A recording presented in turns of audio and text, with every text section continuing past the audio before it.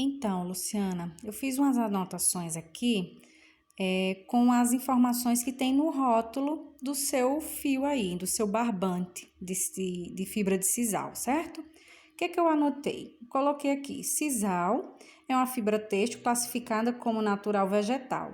As fibras do sisal, elas são extraídas das folhas de uma planta de mesmo nome, ou seja, a planta do sisal. A planta de sisal, eu vou lá, pego as folhas e extraio essas fibras, que na verdade, quando você distorce o fio, você tá vendo as fibras, né? Só que essas fibras, elas são um pouco longas, ela não é tão curta como uma fibra de lã, ela não é tão curta como uma fibra do algodão. Então, você tá vendo aí um fio singelo, aonde você, quando distorce, você encontra as fibras de sisal, certo?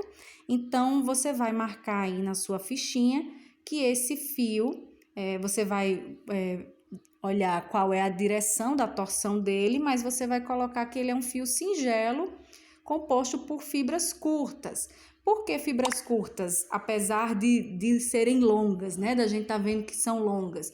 Porque a gente só considera filamento quando ele tem uma extensão acima de 2 metros, então, acima de, enfim, eu acho que até mais do que 2 metros.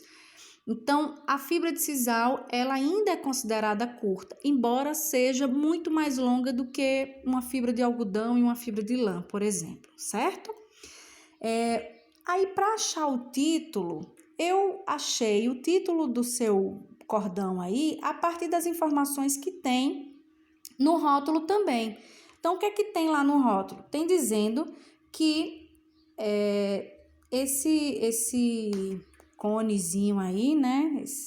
Essa bobina, ela tem 50 metros de fio e que esses 50 metros, eles estão pesando aí 100 gramas. Aí eu vou encontrar o título desse fio no sistema TEX, que é considerado o título universal. Então, é considerado universal porque em todos os países, em várias culturas, a gente conversa a mesma linguagem quando se trata de espessura de fio, certo? E aqui eu coloquei também, né? O título de um fio é um número que representa a sua espessura. Então, quando a gente está usando o título no sistema direto, que é o TEX, a gente olha o número, esse número que acompanha esse nome TEX, quanto maior for esse número, mais espesso vai ser o meu fio. E você vai observar agora que isso é uma verdade quando a gente encontrar esse número. Então, quando a gente está calculando o título em TEX, a gente sempre faz uma relação da massa desse fio em relação ao comprimento de 1000 metros, tá? Então, tá aqui, ó. Representa a espessura do fio por meio da relação entre massa em gramas e o comprimento em metros. Aí eu peguei a informação do rótulo aí do seu fio e coloquei aqui, ó. Tem 50 metros, né? Esse rolo aí.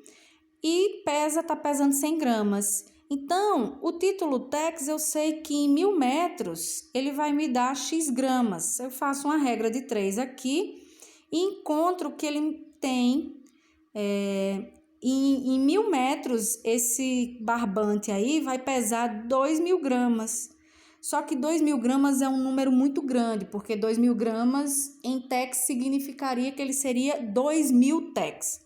Então, como é um número grande, aí a gente passa para quilotex, né, que é o catex. Eu só divido esse número por 1000 e eu chego no valor do título do seu fio. Então, você vai colocar aí que o título do seu fio é 2K-tex,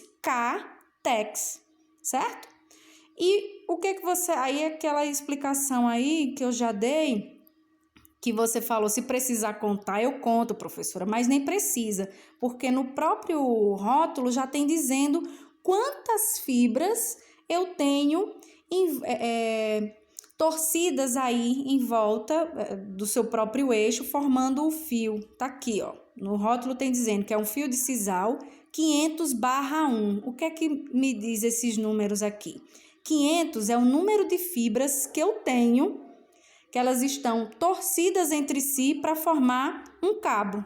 Então, se você fosse contar, né? Você falou que se fosse para contar, você contaria, você chegaria nesse número aqui, 500, ó. São 500 fibras formando um único fio, certo?